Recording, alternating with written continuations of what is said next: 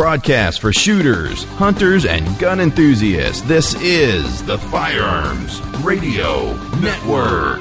The bandwidth for this episode of Gun Guy Radio is sponsored by Patriot Patch Company. PatriotPatch.co.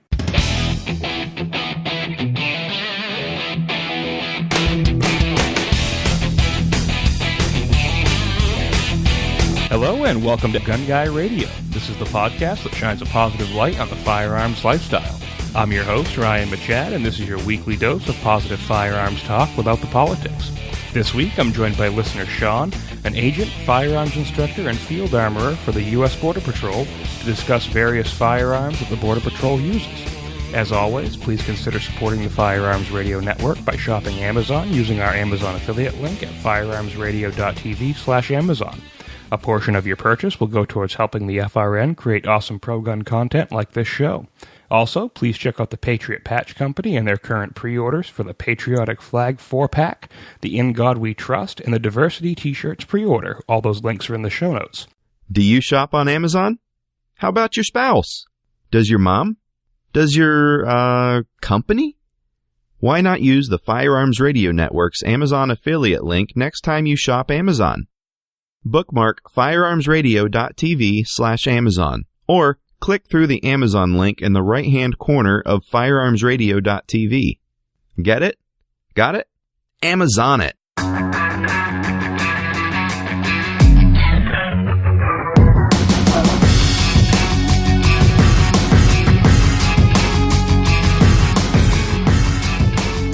So, Sean, how you doing?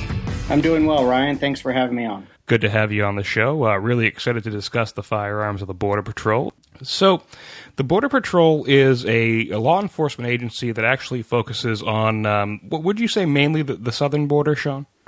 I would say the majority of our efforts are on the southern border, but we do have a very large presence on the northern border as well. Now, being up in Maine, I have been experienced with a few of that going up into Canada and stuff, but the idea for this topic, you actually emailed me about it and seeing if I wanted to do it. You had listened to one of the episodes of Handgun Radio, correct? That's correct. And on that episode, I heard you reading a letter from an individual, a retired Border Patrol agent named Paul, who was talking about his experiences in the Border Patrol in the old-timer days, carrying wheel guns and eventually transitioning into semi-automatic pistols before retiring. And so I felt that maybe your listeners might be interested in hearing about what is more modern in today's Border Patrol. Yeah, it's definitely going to be an interesting subject. And one of the things that really there's a huge difference from what I understand is in terms of, like, at least pistols especially, we think of most law enforcement agencies as having a specific pistol that they issue. So whatever agency you're talking about may issue the Glock, they may issue the SIG or the Beretta or something like that. And I remember reading a few articles by Masad Ayub, and they talked about how the Border Patrol at one time basically said, here's a list of approved firearms, or if you can qualify with it, you can carry it. And, obviously the gun would want to be serviceable, would want to be accurate and reliable, stuff like that. But so let's start with the pistols here. Now, in terms of semi-automatic pistols, the Border Patrol has issued and authorized. Where did you start when you got involved? I started with our current issue sidearm, and that's the H&K P2000. Okay, so that is that in 40 or 9? It's in 40 Smith & Wesson. And is that the main caliber of the Border Patrol? It is almost exclusively, and not just in the Border Patrol, but our parent agency, which is the Customs and Border Protection. That agency oversees, agencies like our Air and Marine Branch, as well as our U.S. Customs Division, which, are the main people that people encounter when they cross the border. So basically, the HK2000, I'm familiar with the H&K USP. I don't have a real lot of experience with the 2000. How similar is it to the USP? It's very similar. The P2000 was based off of a USP, and if you ever take the two side by side and strip them down, you can see the resemblance. I will say that the USP, specifically the USP Compact and the P2000 are the closest, and the USP Compact is maybe slightly beefier than the P2000, but the P2000 is a little more streamlined and a lot more ergonomic than the original USP was. Now, when you started, did the Border Patrol still authorize revolvers, or was that basically a semi-automatic only type of thing? Now, the only revolvers that are authorized when I joined are for competition use only. So Okay. everything else had all been phased out, and almost everyone had transitioned to semi-automatic pistols at that point.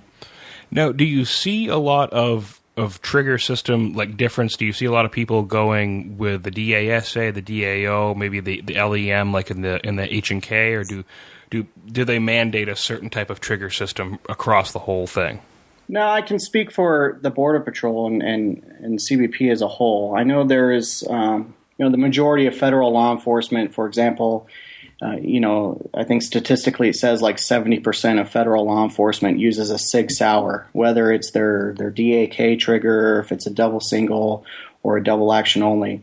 For us on the CBP side, we're using a P2000 as our bread and butter pistol, and that pistol is equipped with the LEM trigger. For those that are not familiar with H&K lingo, it stands for Law Enforcement Modification. And what does that do specifically? Basically, the easiest way to describe it is that it's a modified double action only trigger system, so that every trigger pull, does the act of a double action by cocking the hammer and then releasing that hammer to hit the firing pin. But it has a short reset built in, and the way they accomplish that is it's a two-piece hammer. There's an internal piece and an external piece. And the internal piece, as the slide reciprocates under recoil, it pre-cocks that mainspring, the hammer mainspring, about 90%. And as the slide closes into battery, the actual outer part of the hammer, the visible part of the hammer, will return to its resting position until you pull the trigger again. And once you do so, all you have to do is take up the slack basically, and you have a short reset type trigger. So it fires very similar to a Glock, with the exception of that it has a long pre-travel until you actually reach resistance. But you could think of it like a true double action only, much like a revolver, except that it has a short reset, and you don't have to let that trigger go all the way back out to full reset. It's kind of curious that the Glock actually isn't more prevalent in federal service. You would think where there are a lot of law enforcement agencies, smaller, even bigger ones that use it. You really don't see it that often in federal service. The Glock has been going around, and we originally tested Glock, at least so I was told, before the contract with the P2000. I heard the Glock was tested, and for whatever reason, the 40 caliber variant did not pass our specifications where the P2000 did.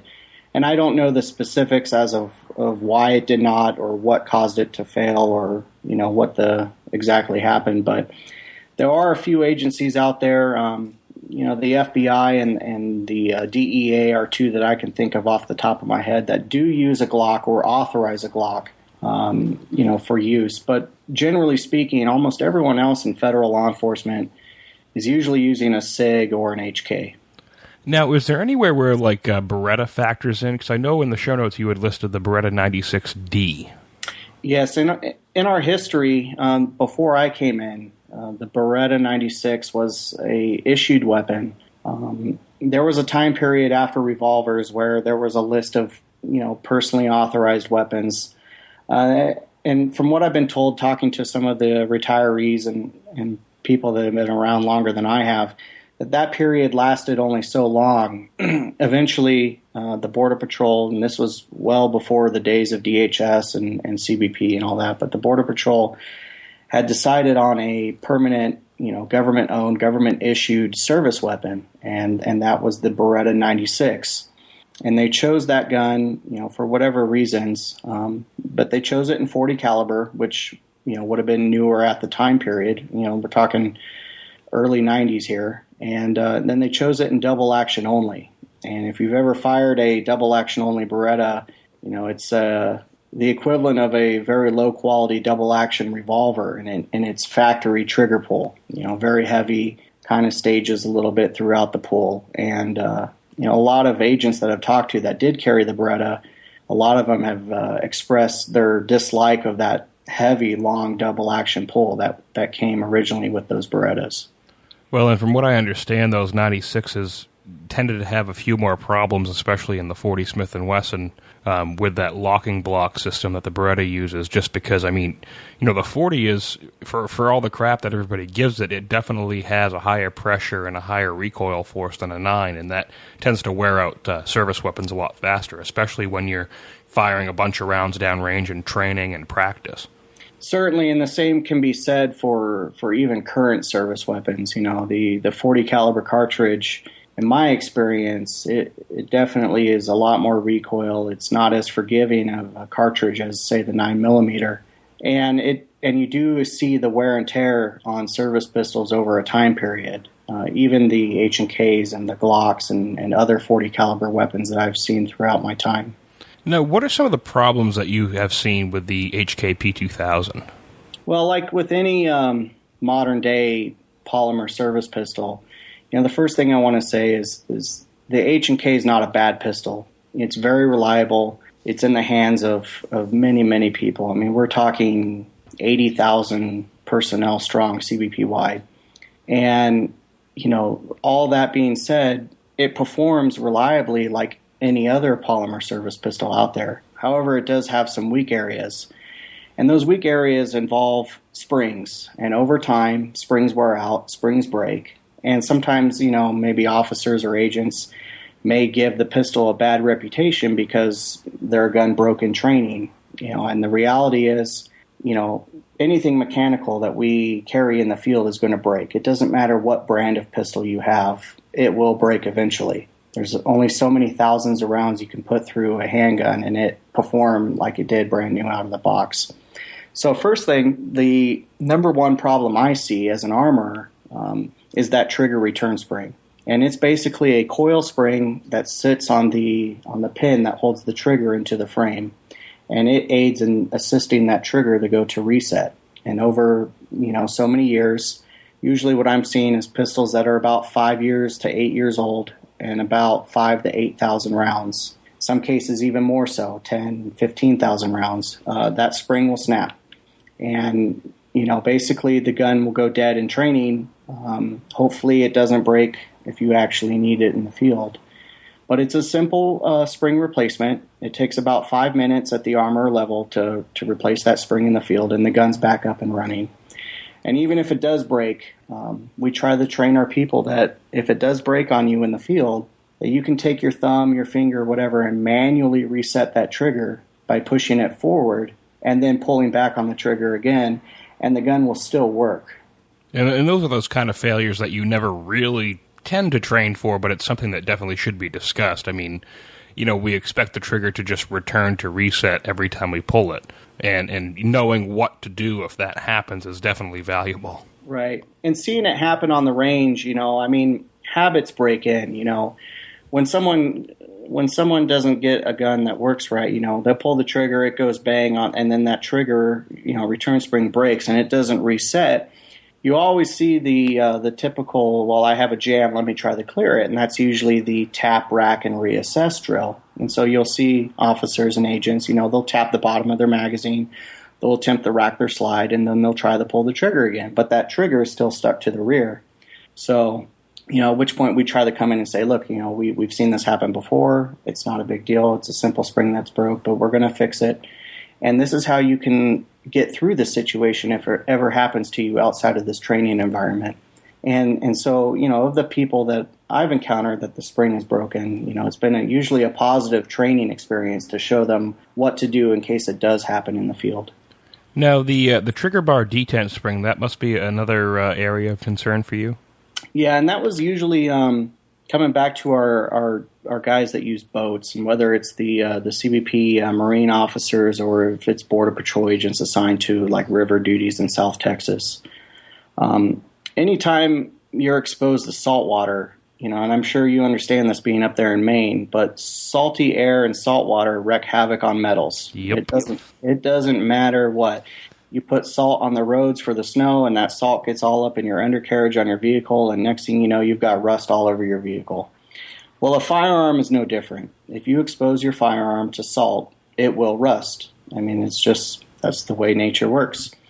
And so, part of the P2000 And the USP design is slightly different, but the P2000 has a spring underneath the trigger bar. And basically, it resets your trigger bar after every shot. And it also affects the disconnect. So if you pull your slide back a little bit, it should disconnect your trigger bar from your sear so that it doesn't actually trip the sear when you pull the trigger. And that's a safety that's inherent to the gun.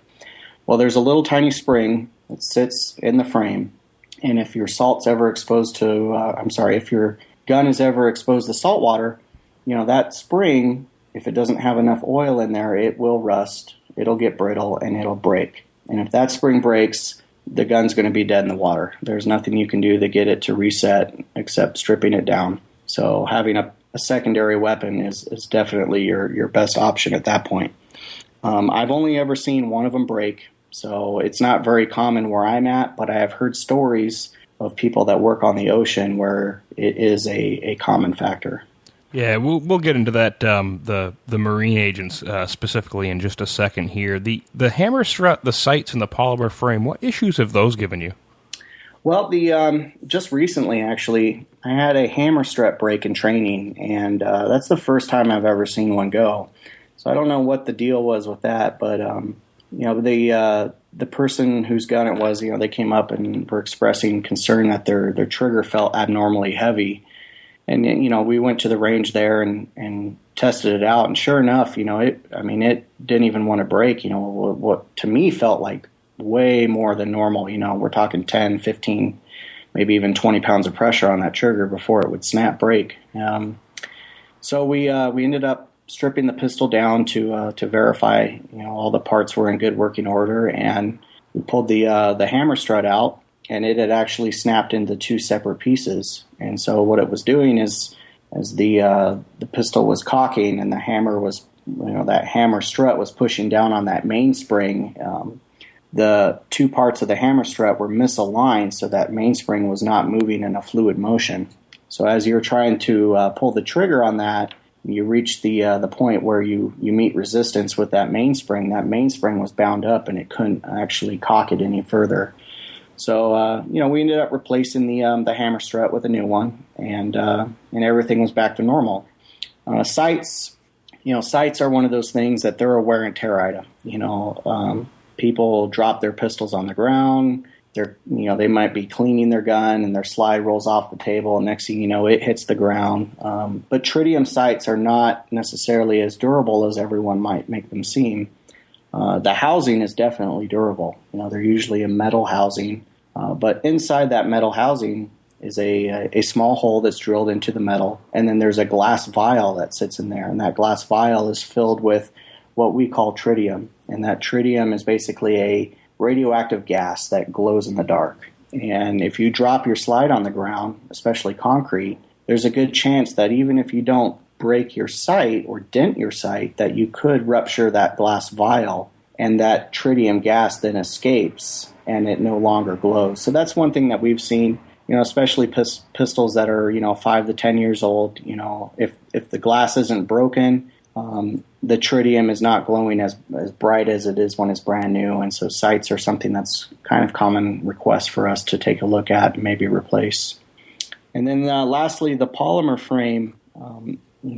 It's well documented by this point that the polymer frame in law enforcement use in America is almost the majority of pistols out there. And there's goods and bads with polymer. The goods being that polymer flexes and it absorbs recoil and it absorbs abuse. It's a little bit softer than say a steel frame or an aluminum alloy frame, and so it could get gouged up more. If you say you're a Border Patrol agent and you're assigned to ATVs and you're riding quads out in the middle of the desert or wherever you might be assigned, and you take a spill on your quad, well, next thing you know, your gun's now down on the rocks, the dirt, wherever you've crashed, and those dings will definitely start to show over time in that polymer frame. There's one example that I can cite, and this was many, many years ago. I don't know exactly where it happened, but it was exactly that same scenario. An agent was riding an ATV and crashed, and actually split the polymer frame into two pieces, where the mag well just below the trigger guard, had it seared all the way through and separated from the rest of the pistol. So that was kind of a catastrophic failure that I've seen. Now, would that happen with another gun? Who knows? Of the many, many thousands of guns that we have in the field, that's the only time I've ever seen a failure of that type in that condition. And we've all seen like the people who have had, open carried a Glock or something on a motorcycle and had a spill and see it, just chewed up on the pavement. But, having the mag well snap off is definitely more of a failure than just some cosmetic differences. Right, and who knows, exactly what could have been wrong with that pistol beforehand. There's pistols out there that have seen very high round counts. We're talking pistols up in the 20,000 round range, especially instructors that might be teaching at the academy, where these are guys that are out there shooting every day for years, 5 years or more. And I've seen, the front parts of slides where the recoil spring goes into the front of the slide. I've seen those sear off and separate. We've seen the guide rails on the polymer frames completely separate from the polymer.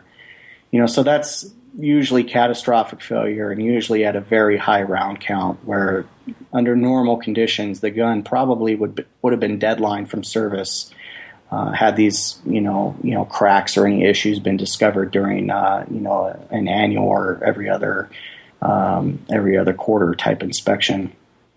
And that's use that most people wouldn't see anywhere else. Now the Glock 23 and the Marine agents, this is kind of interesting to me because I've always been curious about Marine agents. You hear about Marine agents using Glocks with the Marine spring cups.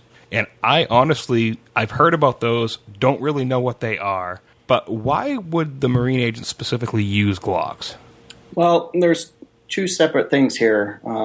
First, let's talk about those spring cups. The way these Glock 23s are ordered, they're ordered from Glock, with night sights and with those spring cups. And a lot of other countries do this as well for their, military forces, border forces, police forces, and, what have you. Those spring cups, if you ever tear down your Glock slide and you pull out the entire firing pin assembly from the Glock slide, and usually it's encased together. You'll have your firing pin, you'll have the little sleeve that it runs through, and then you'll have your firing pin return spring. Your firing pin spring, and then you'll have your retaining cups at the end. The difference between the average Glock and these Marine cups are the Marine cups have little channels cut in them to allow water to pass as those spring cups move in and out of that firing pin channel. So the idea being that if your gun was submerged in water and then you picked it up and shot it without actually letting all the water drain out, that the spring cups, with those little channels cut in them for the Marine use, would allow that firing pin to move, even with water in the firing pin channel and strike that primer. Whereas a normal spring cup, if there was water in the firing pin channel, there's a chance that it could, build up, hydraulic pressure inside that firing pin channel and prevent that firing pin from striking the primer with enough force to actually ignite the primer. So that's the reason for the Marine cups there. Now, is that the main reason that they actually use the Glock pistol, or is that something that can be applied to any other brand as well? Well, looking at all the different firearms out there, this would probably be something that's unique to striker-fired weapons. If you take the P2000, for example, and pull the firing pin out from its channel, it doesn't have spring cups because, the way it operates is that a hammer actually strikes the rear of that firing pin. So all it has inside the channel besides the firing pin is a firing pin return spring, right, to move that firing pin back. So it really isn't needed in a hammer-fired gun. But in a striker-fired gun where that firing pin spring is what drives that firing pin forward, then yes, it might be something that could be used in other designs, that are out there, other striker-fired designs.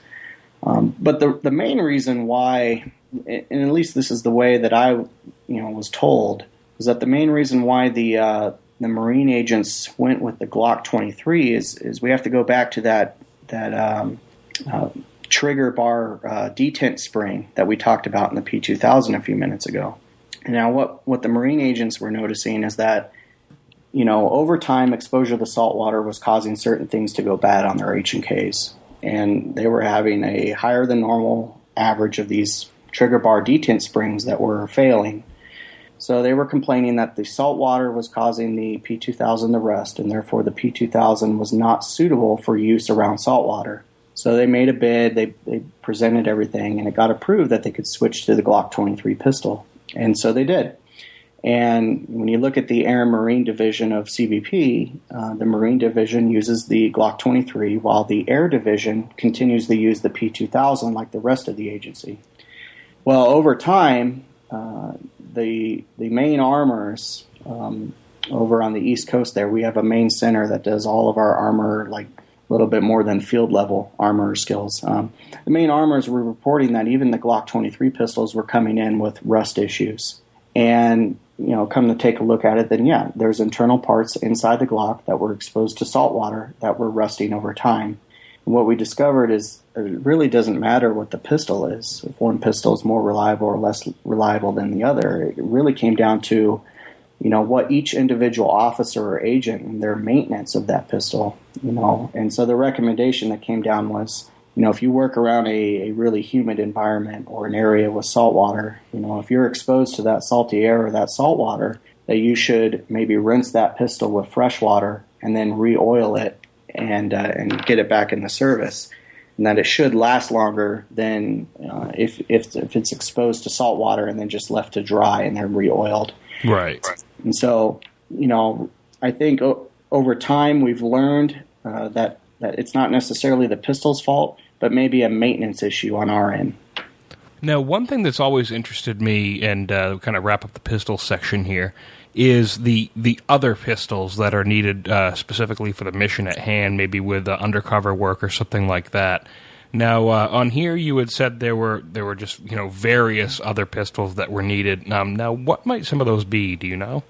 Certainly. Well, for our plainclothes agents that are out there, as well as maybe an undercover type operation or anything else, there is a smaller variant of the P2000 out there, and that's known as the P2000 SK. And that pistol is almost identical to the regular P2000, except that it's smaller. It's like taking a Glock 19 versus a Glock 26. They're almost identical in operation. It's just one is smaller than the other. And the same can be said with the magazines. Much like on a Glock 26, you can load a Glock 19 magazine or a Glock 17 magazine into that. Right. And the pistol will work fine. The same thing can happen with the P2000 SK. You can load a standard P2000 magazine into it, and it'll stick out below the grip a little bit. And you can even load a P30 magazine into it, and it'll stick even further out. So the SK is used by, plainclothes people. Other weapon systems that are out there, I've heard of us doing some limited testing with the HKP30, as well as maybe in special operations or, other mission-type operations that require such a pistol. Certainly, it's not the normal pistol that your average agent or officer is going to carry, but there's definitely weapon systems that are out there that are in use by, SWAT teams and similar special type teams that are needed for various reasons. Same thing with the Glock 17. We have a surplus of old customs duty guns, and they were guns before the customs department switched over to the P2000. They had Glock 17 pistols, and these came from Glock with the heavy plus connector that made them an 8-pound trigger in 9mm with night sights. And so you'll see a little bit of those out there. And sometimes those are reserved for competition use, or, if we have maybe advisors that are going overseas to work with other countries for ammo compatibility, they might carry a Glock 17 instead of a P2000. So those are some reasons that we might see other pistols that are not normally carried by the average officer or agent. Anything like out of the ordinary, like a Walther PPK or something strange like that for like undercover work, or?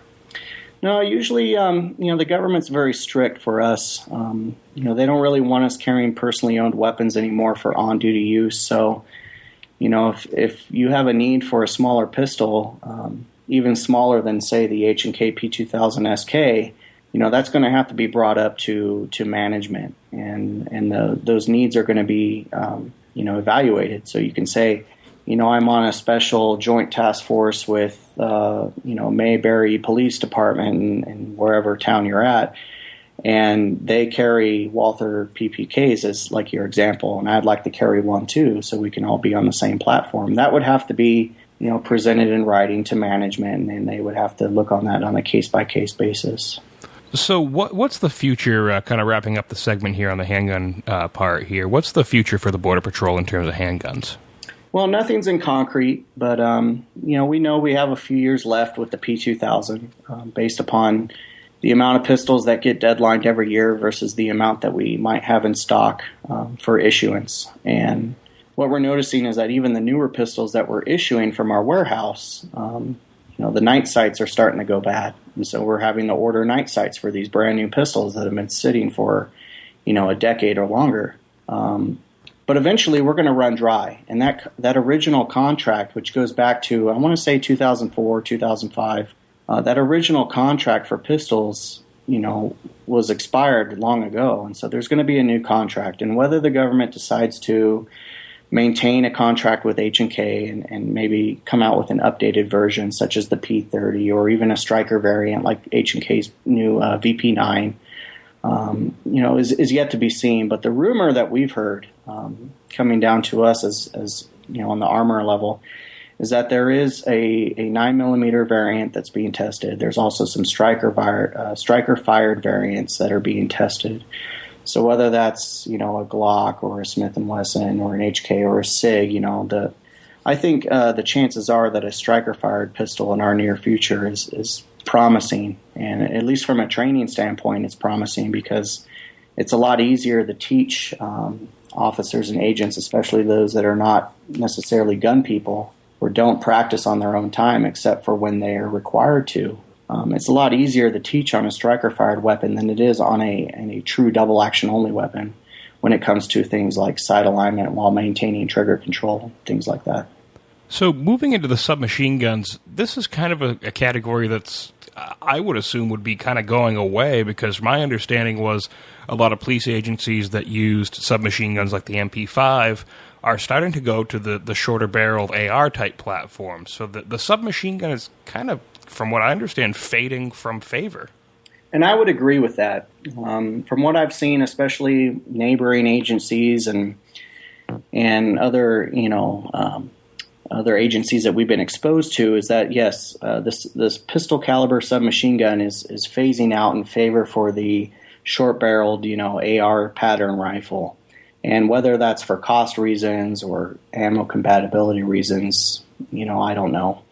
For us, our use of submachine guns goes way back in time. The beginning of the Border Patrol dates back to 1924. And, during that time period, it was kind of the days where in order to join the Border Patrol, you had to bring your own horse and bring your own gun. Move forward past World War II, now we have a lot of surplus weapons that can be used for these, growing threats that we have. Excuse me. So I know if you look back in the pictures in the old days, you can see things like the Thompson submachine gun, in early Border Patrol history. Well, to me, that's kind of interesting that you maybe take a weapon that saw action on the European theater or the Pacific theater, and now it's seeing use on the southern border, or the northern border, or wherever the threat may be. As we move forward, the submachine gun, not much changed over the years, at least in law enforcement service, until this revolutionary gun came out called the MP5, and that was H&K's big time seller. That started making the waves, in the early 80s. And I know we started seeing service of the MP5. Even there's still some guns that are out there that are retired from service, if you will, but they're still there for training purposes and familiarity. And whether it's an MP5, a 9mm, or 40 caliber, there's some definitely well-used, well-abused MP5s that we've seen. Fast forward to present day, what we currently use, and that's the H&K UMP, which in my opinion, and this is strictly my opinion only, is a lower cost version of an MP5, in that it doesn't have that locking system that the MP5 employs, but it's a straight blowback design, and it uses a polymer frame and a polymer lower, and a lot of the internal parts are polymer as well. So they've come up with a submachine gun and a pistol caliber that uses polymer as almost every part that they can, and it reduces the overall cost. But at the same time, I think over years of abuse or years of training with this platform, you'll start to see the UMPs break down maybe a little bit faster than the MP5s would, since they're all metal.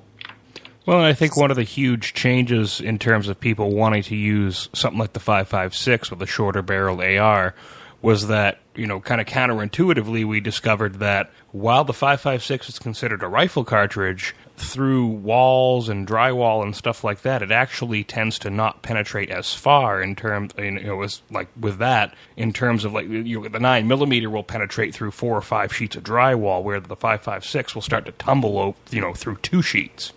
Certainly, and you can, the same can be said for the 40 Smith & Wesson as the 9mm.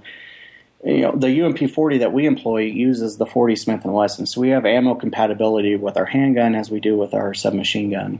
And if you take a good hollow point, for example, we'll use a 180 grain jacketed hollow point. Well, if that hollow point gets clogged with building materials such as drywall or wood or what have you, and that hollow point doesn't expand, well, now you have a full metal jacket type slug that's going to punch through X number of walls, and you're talking 180 grains at maybe, out of a submachine gun, maybe 1,000 to 1,200 feet per second.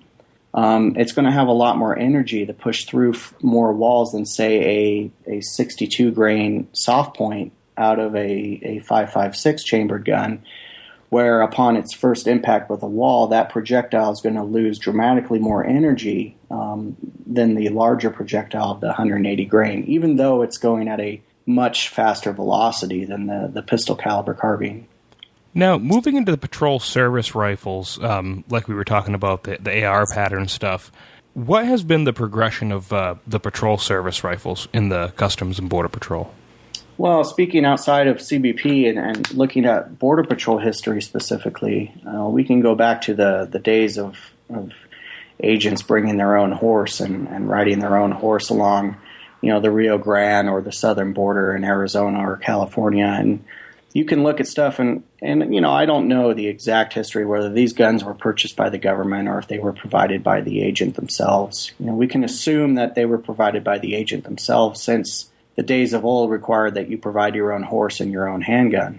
But looking back in the early photographs, you can see lever action rifles. You can see a lot of military surplus stuff that comes up after, the Second World War, such as the M1 Garand, the M1 carbine.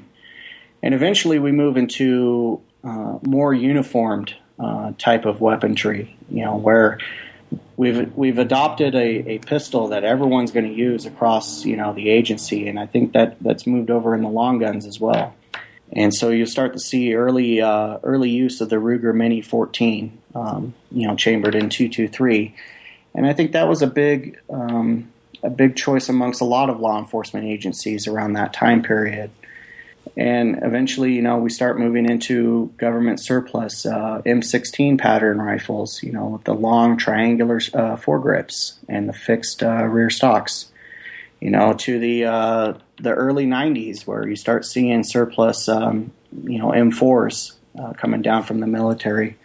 And we fast forward all the way to the present day, and what we have now is basically the same thing that our military is using, at least the Army, in that we have new issued Colt M4A1s that come from the factory, and they get inspected by our higher ups before they get issued to the field, and they'll change things out, like changing the springs out, the heavy duty springs, and making sure that they're going to be good to go out of the box, so that no one has to degrease them first and then re-oil them. That's all taken care of before they even come to our stations.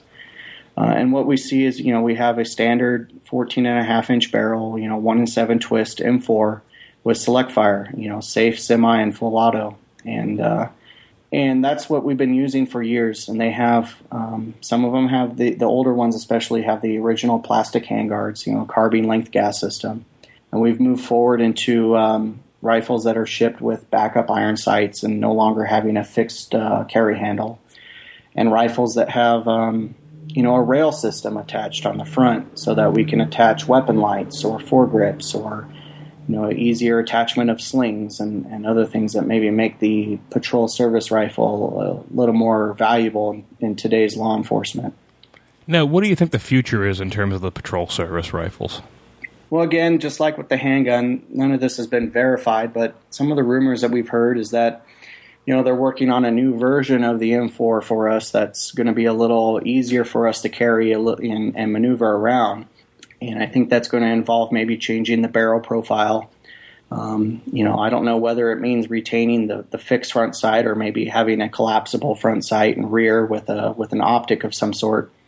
But I've heard of them shortening the barrel maybe down to 12.5 inches, though, personally I think having the ballistic advantage of the longer barrel would be better. The maneuverability of the short barrel is nice. And then, maybe some more of the modern furniture that you'll start seeing on a lot of the civilian guns that are out there, a Magpul front end, a Magpul rear, stock and grip. But again, these are things that are yet to come. And so we haven't received a final word on what's going to come and what it may look like. But I think these are things that maybe we might like seeing in the future. Now, the shotgun is basically looked at as the cop weapon, the pump action shotgun, the one that's in the patrol car, in the rack there, and the first thing that's grabbed whenever something goes down. Now, do shotguns play as big a role in the Border Patrol as they may have in local law enforcement? Well, I think the shotgun in general has taken a decline in favor of the patrol rifle, and that's not just in the Border Patrol, but in law enforcement nationwide. In the last, you go back to, say the North Hollywood shootout with LAPD, that was a big concern, was having firepower available to the average officer or agent that could match what you might run into in the field. And so, you look back on history, well, officers didn't really carry rifles in their cars. They carried shotguns. That was the picturesque law enforcement long gun of its day.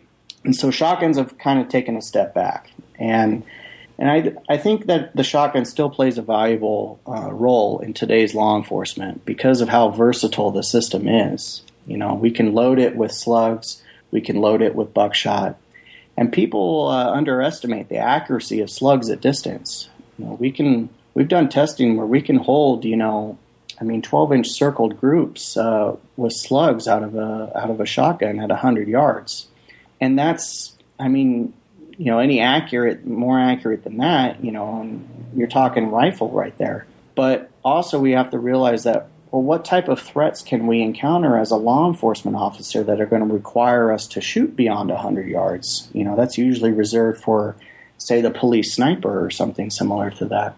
And for the Border Patrol's mission, there are definitely diverse areas where we work. You might have agents that work in a city, maybe like San Diego or up in Seattle or any of these major metropolitan areas. But you also might have agents that work out in the middle of the desert or in the mountains and stuff like that. And so their mission might be different.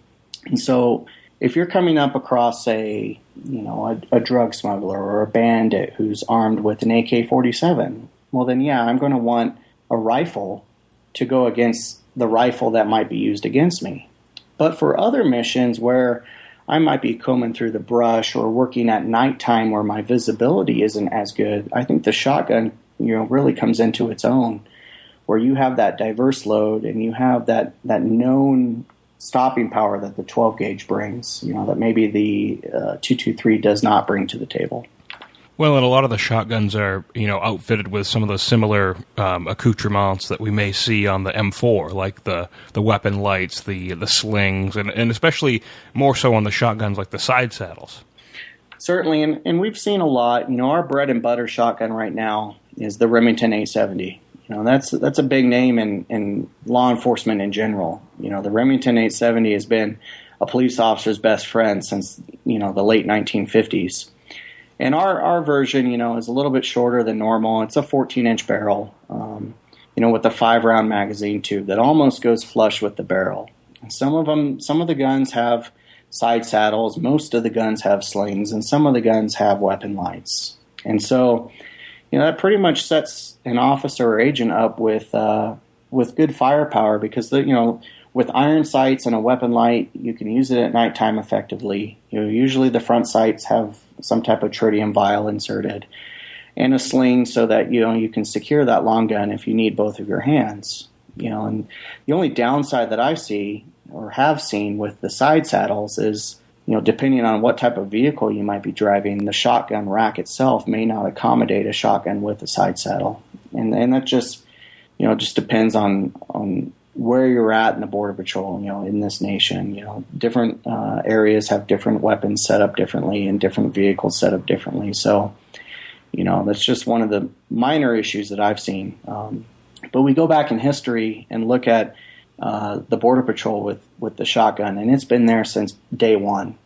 A shotgun in the hands of someone has been there in pictures and stories of old, and even more rare specialty items. If you look, if any of our listeners ever read about the Border Patrol, especially the Wikipedia article on the Border Patrol, and you start discussing the weapons that were used of old, they'll talk about and they quote an anti-bandit semi-automatic shotgun.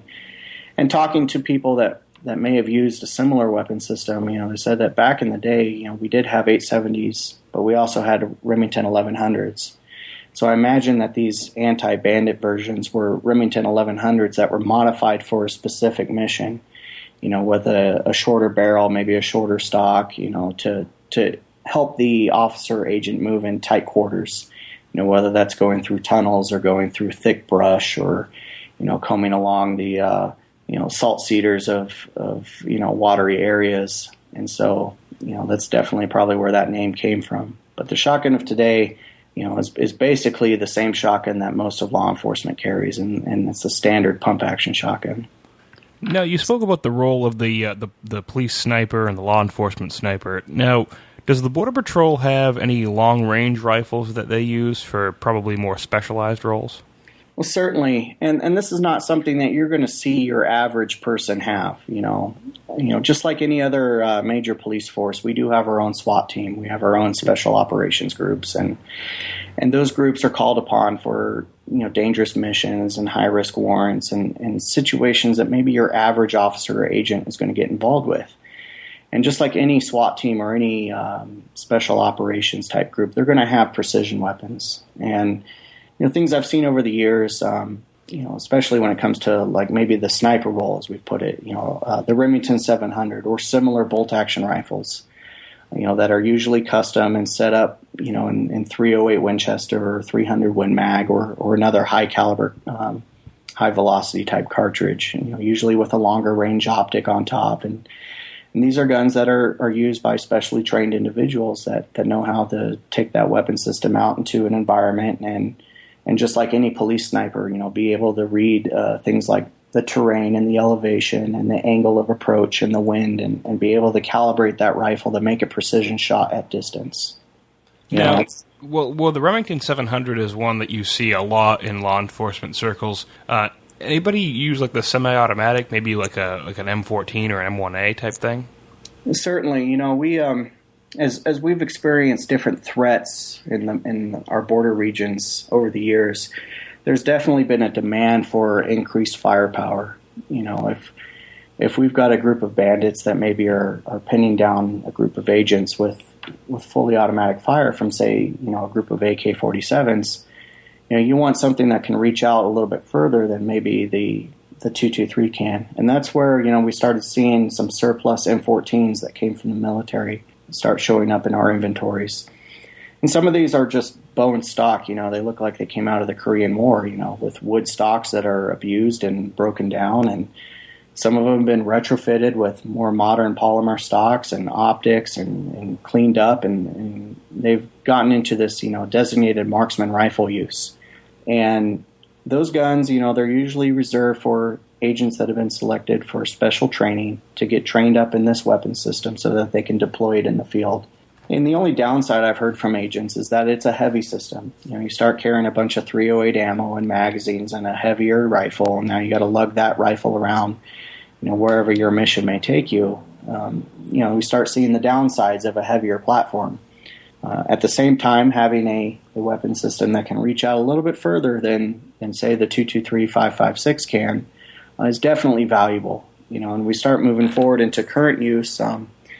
Special teams, this is not stuff that your normal officers or agents are going to see, but special teams out there, might start seeing the FN SCAR 17, with the 308 chamber. I know that's in use by the Air Marine, especially the Air outfit, as well as some of the special operations groups that are in our government service. Yeah, the FN SCAR 17 is something that you definitely don't see a lot, even out in the civilian world, in the semi-auto version. So I would imagine that specialty version would be quite rare to see. Well, the one that I did see, this one was definitely tricked out. It was more of a crew serve type weapon, and it had a gyro stabilizing mount on it and an optic on the top, and it was basically an emergency weapon for the use on the helicopters. If for whatever reason, those helicopters had to, live fire on a threat, that we're trying to save, whether it's border agents or customs officers on the ground, that helicopter is well armed to deal with such a threat. And at the same time, that mount allows for that whoever's manning that weapon system, if that helicopter lands, they can easily pick that gun up off that mount, and then now they have a shoulder-fired weapon system in 308, that's select fire. And so it's very versatile, that's a little bit different than maybe our military might need for their missions, but it's more suited for law enforcement type missions. So before we head into the less lethal and other firearms and wrap up the main topic here, I was kind of curious about the competition use. Now, does the Border Patrol have a competition group like some law enforcement agencies do? Certainly. We do have various competition groups around the country, and the most famous of that is our National Border Patrol Pistol Team. And these are the cream of the crop, if you will, of competitive shooters. And these are guys that spend a lot of their time on their own time going out and shooting their local matches. And they build up skill level. They get invited to come participate in some of the national matches. And as such, if you're such a gifted shooter, there are some competition weapons that are floating out there that are available for use. And stuff that I've seen come through, vary from, custom revolvers that have been, modified by great names. And I don't know if you follow PPC or not, but great names in the PPC world like Bill Davis and Bob Jones. And I've shot a Davis custom Model 10 that somebody had. It was beautiful. Right, and I shoot PPC personally on my own. I'm not part of the pistol team. Maybe someday my skill level will bless me to that, but right now I'm not. And I've bought my own. About 5-6 years ago, I bought my own Davis custom and used. It was well used off of another officer, and that gun has served me pretty well. It's amazing the tens of thousands of rounds that you can put through some of these competition revolvers, and yet they still deliver. But other weapon systems besides the revolvers, you'll see Springfield Armory 1911s that are modified for PPC use, usually 9mm, and some older models, third generation Smith & Wesson autos, specifically the model 5906, and they have a special variant called the PPC-9. And that PPC-9 originally, you had to be in law enforcement in order to order it from Smith & Wesson, and so they've become quite the collector's item online now. But some of those have floated around in the past. I don't know if they're still in service or not, but they're heavily modified versions of 5906s and single action only with special sights, and that really kind of give whoever's shooting that gun the upper edge in competitive shooting. Yeah, the 5906 is actually a really nice handgun that's often overlooked, and I can imagine how nice the PPC-9 models would be. Right, and I do have a PPC-9, a 5-inch version, which is older since the rules of the NRA have allowed for 6-inch versions of the gun to be shot. But, the one that I do have, I use it for my semi-auto versions of competitive shooting, and it served me pretty well. It's definitely more accurate than I am. So before we wrap up the main topic, I wanted to kind of get into the less lethal and other firearms section here. Now, everybody hears about the pepper ball launchers, and these are basically, the only way I can describe it as a paintball gun, except it uses instead of a paintball, it's filled with some sort of a pepper powder. Now, you said you had some experience getting exposure into these systems, right? I have, and let me tell you, that pepper ball system is no joke. It's basically a paintball gun that's on steroids a little bit. It's a little bit higher pressure, a little bit more velocity than your average paintball. At the same time, the casings, to accommodate this higher pressure, the casings of the balls themselves are a lot thicker than your average paintball. And instead of being filled with paint, they're filled with, OC powder, which OC, for your listeners that don't know, is basically the term for pepper spray. It's oleoresin capsicum. And so they take this capsicum resin, which is basically a pepper juice, if you will, and they dry it out into a powder. That powder is packed into basically a paintball-looking projectile with an extra thick jacket. You fill up a bunch of those into a hopper, just like a paintball gun, a little bit higher pressure system, and you have a less lethal option. And this has been used. I've been exposed to it in training when I was, deployed in areas that used it. But it's a system that you can lay down a screen of pepper powder, if you will. So if you have maybe a group of people throwing rocks at you or doing something that doesn't necessarily warrant deadly force, it gives you the opportunity to shoot at the ground near them, and it'll basically envelop them in a cloud of pepper powder, if you will. And I've run through many clouds myself, and let me tell you, it is no fun when you're breathing in this pepper powder. It screws up your lungs. It feels like you're choking, that you can't breathe, and then once you get in the clear air, it all goes away. It's just fine. And it's completely natural. It has no long-lasting effects or anything like that. At the same time, there is a kinetic impact option. If the threat does warrant an additional level of force, you can get to that point where you can actually take that projectile and hit someone with it, and it doesn't hurt any more than, maybe a high-powered paintball gun will. I've taken a few shots myself, and yeah, it's going to leave welts and bruises, but it's not going to do any serious damage to you. It's definitely far less than what damage you could do with, say, a baton, an average police baton. Right. Now, the FN 303, that's a little bit of a upgrade from the pepper ball gun, right? The FN 303 is really bridging that gap between a pepper ball launcher and lethal force. It's not lethal force, but if you're not careful, it can turn into lethal force. And the reason so is that it launches these projectiles at a much higher velocity, and they have lead shot at the rear end of the projectile to aid in its weight and stability. So if you're going to actually hit someone with that, the use of force level has to be way up there. I mean, almost lethal force to really actually justify using that on kinetic impact with someone. However, it can still be used like a pepper ball launcher system, and that you can use it for such as riot saturation or crowd control, or whatever the case may be, by shooting those projectiles on the ground. And it'll do the same thing like the pepper ball. It'll spread basically an OC powder into the air. At the same time, there are special marking cartridges on it. So, as an example, we'll say we have a vehicle incursion into the United States, So a vehicle is driven across that international boundary and is entered unauthorized into the U.S. And, we want to be able to mark that vehicle so we can find it if we can't, chase it down. And so you might be able to take an FN 303 and put 5-6 rounds onto this vehicle using a paint marker. And that'll help other law enforcement officers, discover that vehicle was the one that actually crossed illegally and is not just another vehicle, on the streets. Now, do you guys use the X26 taser a lot? We do. The taser, just like the standard police taser, we've gotten into the taser as another option for people that are trained to use it. And I've been trained to use it. It's another one of those less lethal options that I think is pretty valuable in today's law enforcement.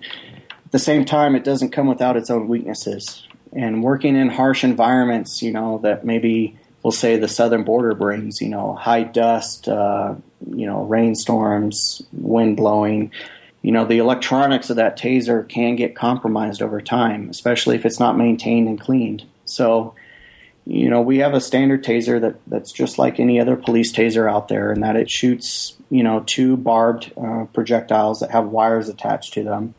And once those projectiles meet their target, they try to connect a circuit. And basically, the idea behind it, and I've been exposed to it. I took the darts. Me too. It is very unpleasant. I had the darts, one went into my lower back, the other one went into my leg. And the idea is that when you spread those darts out, it allows the taser to do what it's designed to do. And that's what they call neuromuscular incapacitation, or NMI.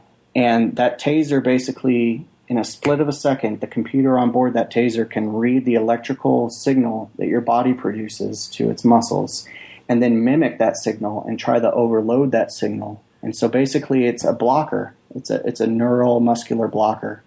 And so it prevents your brain from sending a signal to your muscles to move, and it tries to basically lock you up and keep you from moving for the 5 seconds is the full ride that you can have. And I took the full 5 seconds, and let me tell you, it was not pleasurable, but all things considered, I'll take that again over pepper ball. I'll take it again over pepper spray.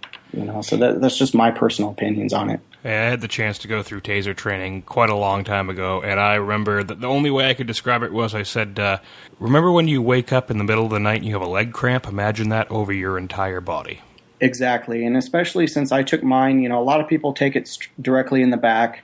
When I got exposed, they asked me where I wanted it, and I basically said, I don't want to know where I'm getting hit, just do your thing, And so they surprised me. I got it in the leg, one in the low back, one in the lower calf, and that pretty much locked my leg up. And it was very painful. It felt like, I don't even know what to explain it, like maybe your leg getting sawed off or just, like you mentioned, the biggest cramp you could ever have, Yeah, it's incredibly unpleasant.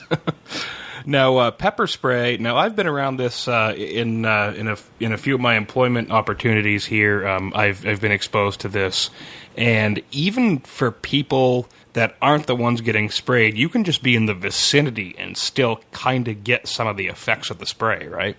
Certainly, and I think this is important. Especially your listeners that maybe have never been exposed to pepper spray, or there's certainly people I've talked to over the years that have been like, well, I'm going to give my wife or I'm going to give my girlfriend pepper spray because, that'll definitely ward off an attacker and it'll protect them and all that. Well, the reality is every time you deploy pepper spray, at least in my opinion, from the exposures I've been, or have seen in the field, there's almost always cross-contamination.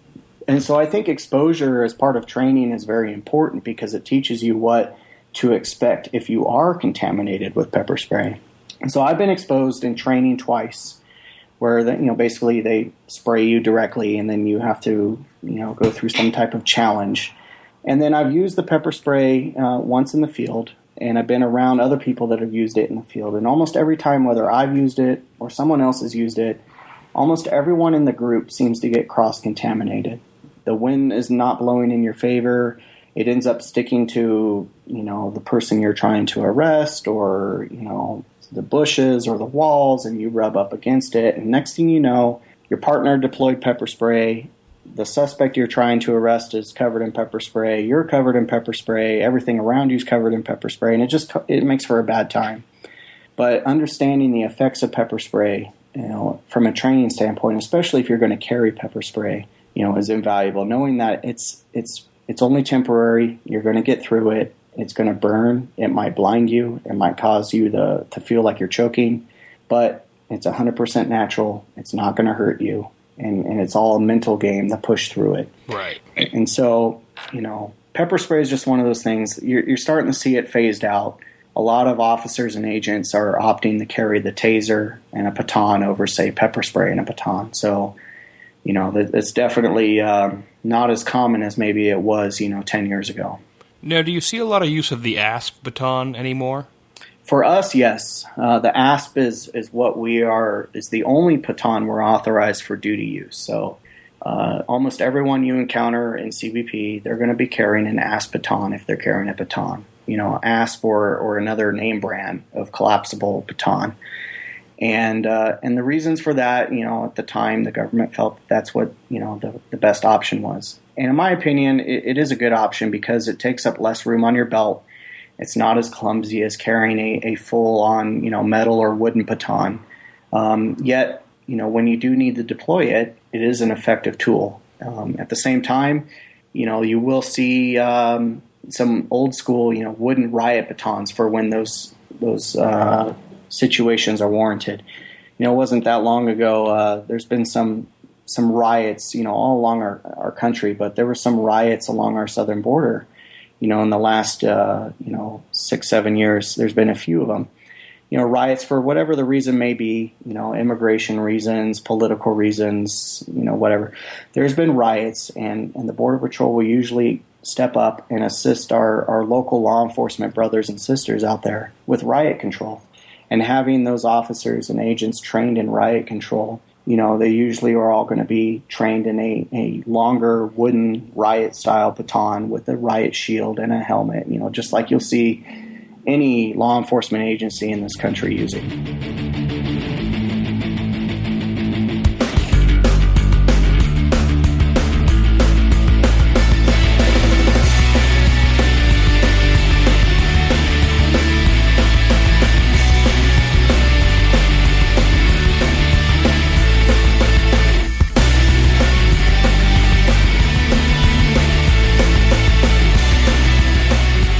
So, Sean, I just want to thank you for coming on the show. Really appreciate all the information you've given us. And if people want to join the Border Patrol or the CBP and find more information about that, where can they do that? Well, certainly, joining the Border Patrol is no easy decision. Like joining any group of law enforcement, except this one may require you to move along a northern or southern border. And, if any of your listeners are interested, they can go to cbp.gov. That's charliebravopapa.gov, and that'll help them learn more about the Border Patrol, more about U.S. Customs and the agencies in between. And they can go to usajobs.gov, usajobs.gov, to search for any jobs within the Border Patrol or Customs or any other federal jobs at that matter. Excellent. So really appreciate you taking the time. I think people are really going to like this episode. Thank you very much for having me. It's been a pleasure discussing this stuff. Gun Guy Radio says thank you and proudly displays artwork and graphics designed by Ryan Cross of Hunter of Design. hunterofdesign.com. So that about wraps up this episode of Gun Guy Radio. Remember to subscribe to us on iTunes so that you never miss a show. And please leave us a review there as well, gunguyradio.com/iTunes. Please consider joining the NRA and the Second Amendment Foundation. There are links there in the show notes. And don't forget to check out the other shows on the Firearms Radio Network. Also, be sure to check out the Patriot Patch Company, started by FRN's own Jake Challand and Ryan Cross. Patriot Patch Company offers high-quality 3D PVC vinyl patches with Velcro backing that is sure to satisfy any taste. Their new I'm Your Huckleberry patch is available for pre-order and is a personal favorite. Patriot Patch Company is also running a pre-order right now on the Firearms Radio Network t-shirts, which are really high quality. I can't wait to get mine. And the Patriotic Flag Patch 4-pack. Be sure to check them out at www.patriotpatch.co. This is Ryan Bachad, and I'll see you next week.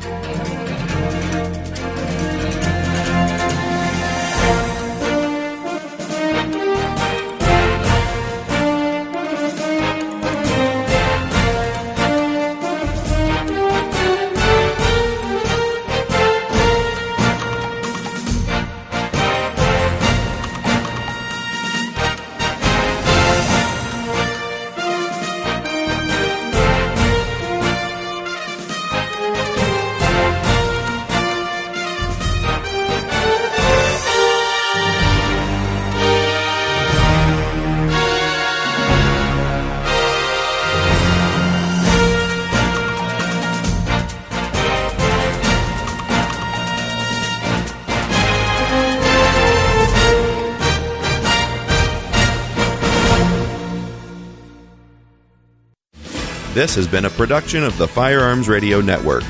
You can find more information at firearmsradio.tv.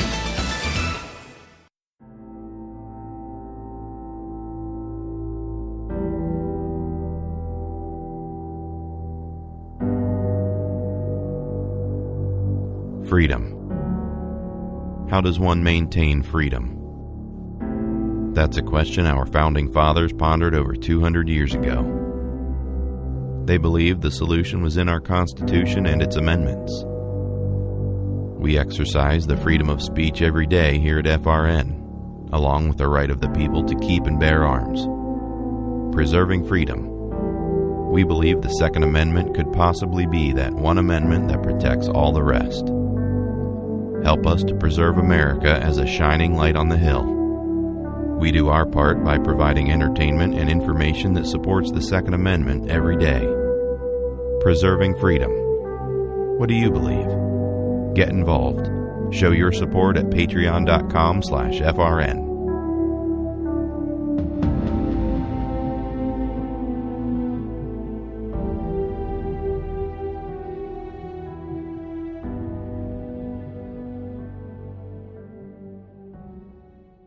The president of the Firearms Radio Network wants us to record a commercial for our show. What are we going to do? I don't know, man. It's like I'm freaking out over here. What should we do? We could talk about our guests, some of the great people that we've had on the show. Like gun manufacturers, part manufacturers, gun personalities on YouTube, people who write books about guns, TV personalities, all these different things, but I don't know how to put that into words. Yeah, or the fact that we're funny, but we're informative. I mean, how do we get that out there to the people? I don't even know. It's like, how do you explain that we're going to make you laugh, but we're also going to teach you how to build an AR-15? Yeah, I'm lost on this one, man. We are screwed. I don't know what to do. I mean, if I had to put it into words, I'd say something like a hilarious podcast about guns, gear, gadgets, and the issues that affect responsible gun owners everywhere. Howard Stern for the gun world. That's perfect. Hey, if you want to hear it or find it, where do you look? WeLikeShooting.com/show. I'll be there. I'll be back. Welcome to the We Like Shooting Show, episode 106.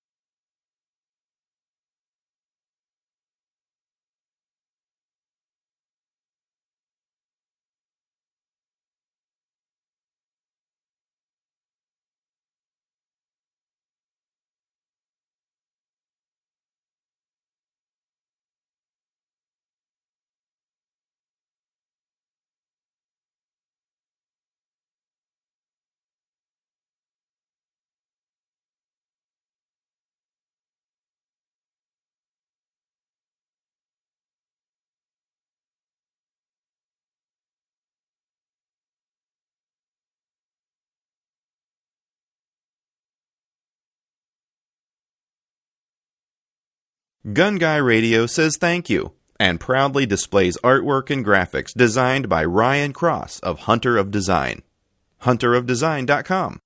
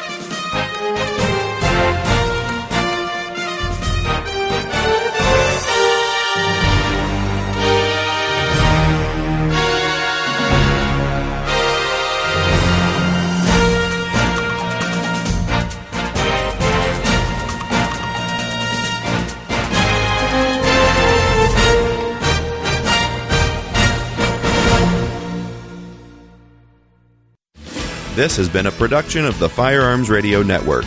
You can find more information at firearmsradio.tv.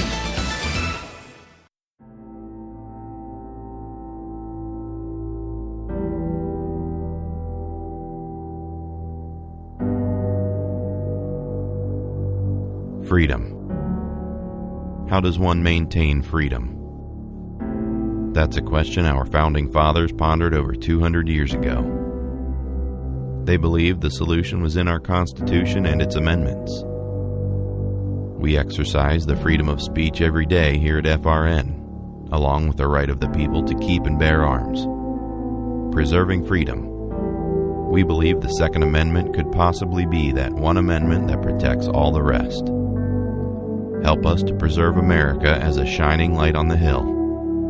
We do our part by providing entertainment and information that supports the Second Amendment every day. Preserving freedom. What do you believe? Get involved. Show your support at patreon.com/FRN.